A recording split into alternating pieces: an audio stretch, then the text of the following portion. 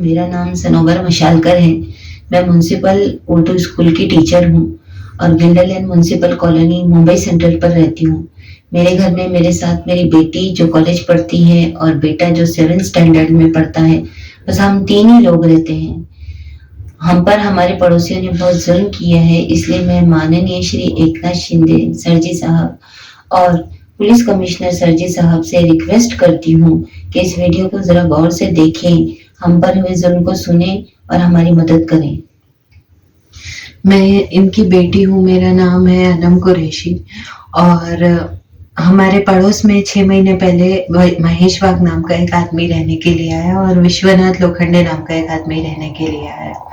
महेश वाघ election duty पे मेरी mummy का पीछा करता था, उनको कमेंट्स करता था, बहुत ज्यादा उनके पीछे जाता था, रोज पीछे जाता था। उसके बाद उनकी ऑफिस चेंज हो गई, वहां पे भी पीछे जाता था, वहां पे भी कमेंट्स करता था।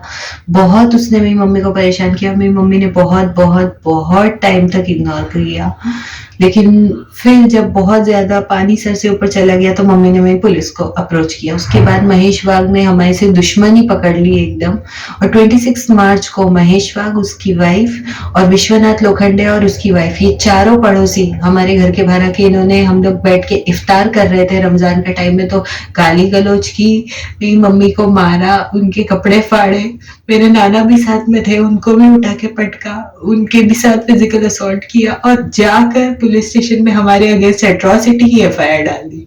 हम लोगों के पास सीसीटीवी फुटेज है, ये सब कुछ रुबीना सलीम खान करा रही है। हम लोग गए एफआईआर के कराने के लिए, तो पुलिस ने हमारी एफआईआर नहीं ली। हमारे पास मेडिकल रिपोर्ट्स भी है। उसके बाद जब दूसरे दिन हम लोग कमिश्नर सर के पास गए, तो कमिश्नर सर ने भी सीनियर सर को बोला कि इन पर एट्रॉसिटी क्यों डाला है तुमने, इनके ही साथ जुल्म हुआ है और इनके ऊपर तुम लोग एट्रॉसिटी डाल रहे हो। तो भी सीनियर सर ने कुछ उसका ये नहीं किया और फिर भी हमारे ऊपर एट्रॉसिटी की एफआईआर दाखिल कर दी। शोभा पिसे मैम रोज हमारे घर पर आती है स्टाफ को लेकर और रोज हमको हेरेसमेंट हो रहा है। डेली वो लोग आके हमारे घर पर पूछ रहे कहाँ गए ये लोग, बाहर कुर्सी डाल के बैठ जाते, डेली आते। मेरी नानी और मेरा छोटा भाई वहां बहुत परेशान हो रहे।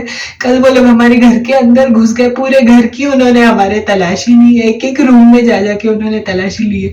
हमारे पास सीसीटीवी फुटेज है, लेकिन कोई सीसीटीवी फुटेज देखने को तैयार ही नहीं है। हम कमिश्नर सर के पास गए हैं, सिर्फ उन्होंने हमारी बात सुनी। उसके बाद हम डीसीपी सर के पास गए, एसीपी मैम शोभा पिसे के पास गए, एडिशनल कमिश्नर के पास गए, हम लोग सबके पास गए, कोई भी हमारी बात नहीं सुन रहा। तो हम लोग क्या करें? अभी हम लोग सुसाइड कर ले क्या? हमको समझ में ही नहीं आ रहा है कि हम लोग क्या करें। हम लोग कितने दिन से घर के बाहर है, हम लोगों को घर जाने नहीं मिल रहा है, रोज पुलिस हमारे घर पर आ रही है। ये क्या हो गया मुंबई पुलिस को? हम लोग क्या करें? हमको कुछ भी समझ में नहीं आ रहा है। हमारे पास वीडियो है, फिर भी कोई हमारी बात नहीं सुन रहा है।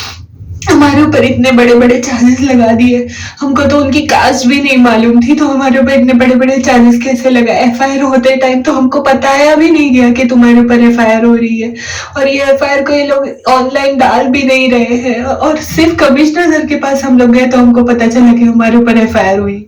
ये सब कुछ रुबीना सलीम खान करा रही है, उसकी हमारे से दुश्मनी है, इसलिए वो करवा रही है दूसरों से। हम लोग बहुत ज्यादा इस मामले में परेशान है, हमको नहीं समझ में आ रहा है हम लोग क्या करें। हम लोग एकदम सुसाइडल है। तो मेरी सिर्फ एक गुजारिश है शिंदे सर से कि प्लीज आप हमारी हेल्प करें इस मामले में, हम लोग बहुत परेशान है।